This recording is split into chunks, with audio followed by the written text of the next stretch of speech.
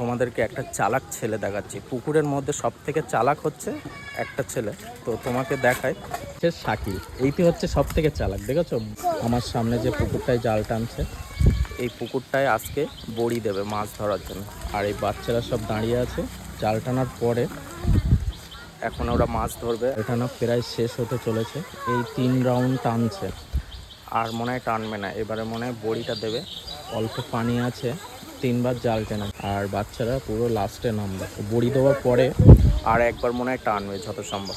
ওখানে দাঁড়িয়ে আছে, পানি অনেকটাই কমে গেছে, আর একটু কমিয়ে দিচ্ছিল শাকিল। এইটি হচ্ছে সব থেকে চালাক, দেখেছো বড় বড় মাছগুলো ধরে। আর এটা হচ্ছে মসজিদ, আর মসজিদের এই পাশে একটা বালতি ছিল, এই বালতির মধ্যে ও মাছগুলো এনে এনে রেখে দিচ্ছে।